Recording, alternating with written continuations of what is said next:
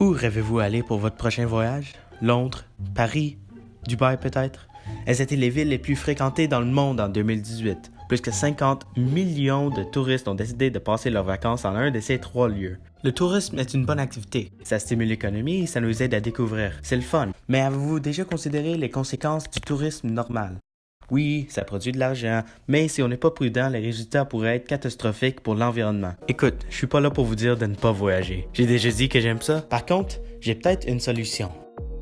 L'écotourisme. C'est pas mal similaire au tourisme normal. Ce n'est pas juste une question d'aller faire du kayak comme certains vont penser. Vous allez toujours vous déplacer à quelque part étranger par avion, bateau, n'importe quoi. Vous allez toujours découvrir des lieux fascinants, apprendre de quoi de nouveau et voir des choses incroyables. Par contre, vous allez faire tout ça sans endommager l'environnement. C'est un voyagement responsable qui soutiendra les communautés locales au lieu de les rejeter. Il y a une concentration sur ce qui traite de la nature et des activités en plein air, mais c'est aussi potentiellement simplement une façon de découvrir des autres cultures et nations. Parlons des parcs nationaux un peu. L'idée de l'écotourisme remonte à plus de 100 ans et vient des endroits comme ça. Maintenant, ils existent partout sur tous les continents. Ils sont très importants pour les efforts de conservation. Rien contre les êtres humains, mais protéger et conserver n'a jamais été notre point fort. Chaque coin de la planète a besoin d'établissements comme les parcs nationaux et je peux le prouver.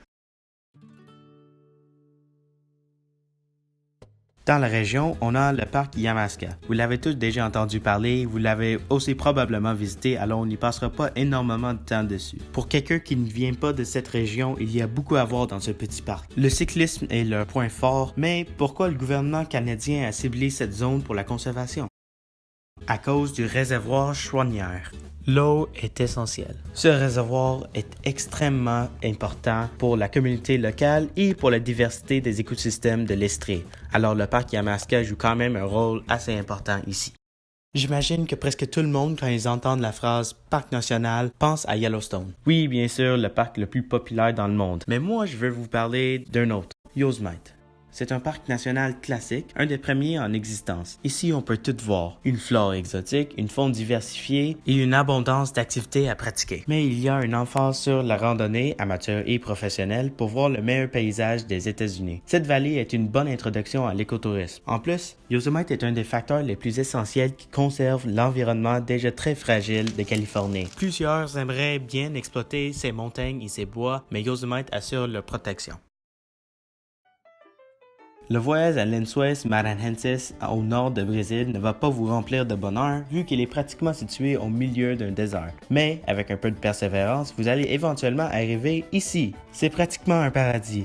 Il n'y a pas grand-chose pour moi à vous dire. Les images parlent pour eux-mêmes. Ce paysage, causé par le bassin du fleuve amazonien, est unique dans le monde, ce qui justifie sa protection par les autorités brésiliennes. Alors maintenant, ce territoire est disponible à tout le monde.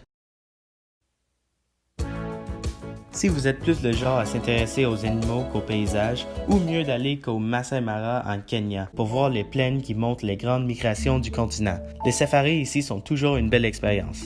Masai Mara, en collaboration avec le Parc national de Serengeti, protège une centaine d'animaux en voie d'extinction. En plus, ils essaient d'améliorer les relations entre les communautés locales, spécialement les fermiers, et les animaux. Un peu plus à l'est, on trouve un parc similaire où aussi il y a la joie des safaris, mais dans un milieu complètement différent, les jungles d'Inde. Ranthambore est un des meilleures réserves de ce continent. Ici, on peut découvrir une multitude de nouvelles choses sur la faune et la flore d'Inde, avec l'attraction principale étant les tigres. Ranthambore a joué un rôle critique dans les efforts pour conserver la nature d'Inde et pour protéger la région de la faune hostile. Le parc est très important pour ces communautés. Comme touriste, c'est juste intéressant de tout voir. À date, j'ai vraiment mis une emphase sur juste la nature. Mais comme j'ai dit avant, il n'y a pas juste ça dans l'écotourisme. Prenons l'exemple de Kakadu en Australie. C'est la plus grande réserve du pays. Par contre, il y a un aspect important de ce territoire, les aborigènes. En Amérique du Nord, nous avons pour la plupart échoué d'accorder des droits aux Premières Nations. Mais l'histoire est un peu différente en Australie. La majorité des parcs, comme Kakadu, sont réservés uniquement pour les aborigènes. Alors ici, nous avons l'opportunité unique de découvrir de façon exacte la culture du peuple original du pays. Et finalement, l'Europe. En Europe, le naturel est moins présent. C'est difficile à créer une bonne réserve ici puisqu'il ne reste plus beaucoup de territoire. L'exception est le petit pays d'Estonie. Le parc national de Suma est presque 400 km², ce qui est beaucoup en considérant la superficie totale du pays. Ce parc offre une expérience relaxante pour découvrir l'Estonie, sauf en printemps, quand le voyage devient un peu plus extrême. Le parc devient presque complètement submergé dans l'eau. Ce sont des inondations annuelles. La 5e saison. Vous devrez soit vous promener en kayak, prendre les quelques sentiers les plus élevés ou faire comme eux. Mais si vous êtes capable, il y a tout un monde à découvrir dans ce pays mystérieux. Alors voilà, on a fait le tour du monde, il y a bien des choses à voir. Ça, c'est l'écotourisme. Une solution pour les voyageurs. Déjà, on n'est pas exactement sur la bonne piste en ce qui concerne l'environnement. Cette idée est d'une importance principale pour au moins un peu nous corriger. Pour ne plus occuper le monde de façon uniquement industrielle, nous devons nous éduquer sur le monde naturel afin de l'apprécier plus. Alors vive l'écotourisme.